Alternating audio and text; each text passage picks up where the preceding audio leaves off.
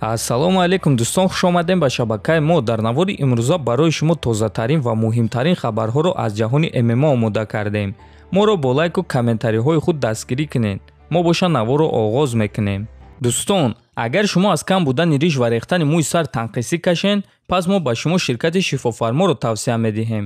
Дар ин ширкат ҳамчунин дороҳо барои хароб ва фарбеҳшавӣ, барои хунукзадагӣ, равғани сиёҳдона ки ба ҳамаи дардҳо даво мебахшанд ва дигар дороҳои гиёҳӣ. Ва аз ҳама муҳим он аст ки дороҳои ин ширкат гиёҳӣ ва оригиналанд. Хиди ҳозир ба номерҳои дар рӯи экран буда занг занен ва ҳатман аз номи канали Паҳлавон гап занен. Ҳамин гуна шумо ҳам моро дастгирӣ мекунед ва ҳам дороҳои даркории худро дастрас мекунед. Чемпиони UFC дар вазни миёна Камаруддин Усман зид нест ки бо Ҳамзат Чимаев муҳориба гузарона. Аммо Усман мегӯяд ки пеш аз муҳориба Ҳамзат бояд ки якчанд муҳорибаи дигар гузарона. Ҳамзат умуман бо ҷанговарони топ 10 ҷангидагӣ нест. ӯ ҳоло ягон касро аз топ 10 шикаст додагӣ нест. Ковингтон ҳоло ҳам дар навбати муҳорибаи унвонӣ аст. Барои ҳамин Ҳамзат бояд ки якчанд муҳорибаи дигар гузарона. Аммо чӣ хеле ки ман аллакай гуфта будам, ман қувваозмоӣ карданро дӯст медорам. Вақте ки муҳорибаи мо бо Чимаев таъин шава, ман дар ҳамин ҷоем гуфтааст чемпион. Хотиррасон мекунем ки Ҳамзат Чимаев муҳорибаи навбатии худро зидди Гилберт Бёрнс рӯзи 9 апрел дар турнири UFC 273 мегузарона.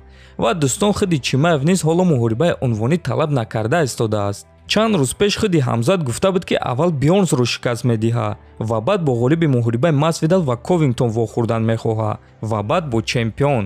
Яъне ӯ пеш аз чемпион шудан мехоҳад ки ҳамаи довталабонро аз пеши роҳи худ нест кунад, то ин ки одамо ягон шубҳа надошта бошанд.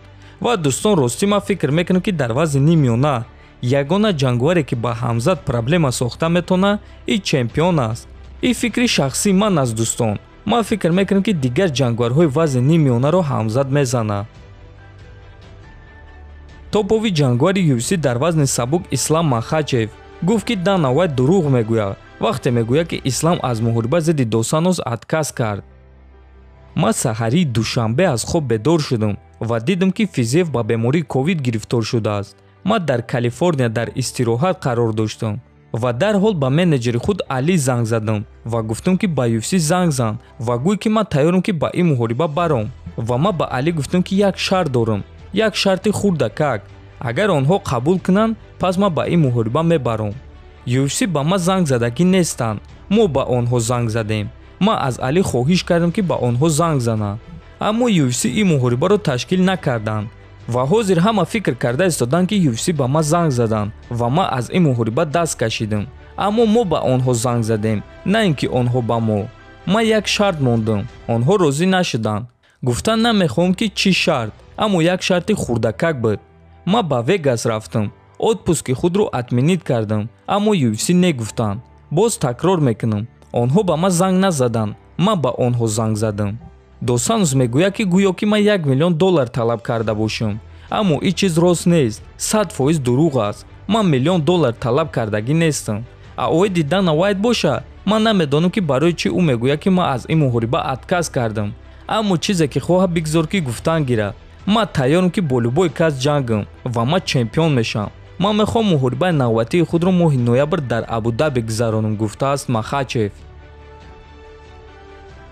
Дӯстон, чӣ хеле ки медонем, чанд муддат пеш президенти ташкилоти IMC Fight Night Камил Гаджиев гуфта буд ки намояндагони Нурулло Алиев аз пеши худ ҳар чиз мегӯянд ва мо барои Нурулло моҳи март муҳориба ташкил карданӣ набудем, чунки мо дар моҳи март турнир надорем. Шаби гузашта Нурулло Алиев дар ин суханҳои Камил Гаджиев ҷавоб дод. Ба наздикӣ хабарҳои хуб мешавад. Баъзе одамо ваъда доданд, аммо баъд суханҳои худро бозгардонданд. Аммо ҳамаи кор бо хости Худованд аст. Нашуд, не ки ба наздикӣ фикр мекунем хабарҳои хуб мешавад. Ин муҳориба бояд ки баргузор мегардид. Мефаҳмӣ, ман бесабаб ба Тайланд барои омодагӣ сафар накардам ку. Ҳамаи кор бо IMC Fight Night маслиҳат шуда буд. Аммо ҳеҷ гап не, дигар дар ин бора гап задан намехоҳам, чунки мо аллакай медонем ки кӣ кист. Барои ҳамин ман худро дар он тарафи уқёнус мебинам. Ман фикр мекунам ки баъди моҳи Рамазон иншааллоҳ аллакай мо маслиҳат кардагием. Танҳо гуфтан намехоҳам ки дар куҷо, кай, бо кӣ ҷангидан мехоҳам. Аллакай ҳамаи кор ҳал шудагиай. бе ин ҳама бояд ки дар амрико меҷангидам, аммо аз барои мухлисон мехостам ки дар ин ҷо як муҳорибаи дигар барои онҳо гузаронам ва ман фикр мекунам ки ман дар Русия баромад намекунам. дар Русия муҳориба намешавад. дар он тарафи уқёнус бисёр вариантҳо аст, аммо ман ҳозир гуфтан намехоҳам ки дар куҷо баромад мекунам. шояд ки ташкилоти Ҳабиб дар Амрико, шояд ки Беллатор, шояд ки UFC, шояд ки Гран-при PFL. аоиди суханҳои Камил боша ба ту чунин мегӯм. агар ки ягон чиз маслиҳат шудагӣ намебуд, пас барои чӣ ман ба Таиланд сафар кардам? барои чӣ постери муҳорибаи мо мебарояд? барои чӣ ман бо Fight Night интервю мекунам? ҳамаи ин корҳо бесабаб нест ку бародар.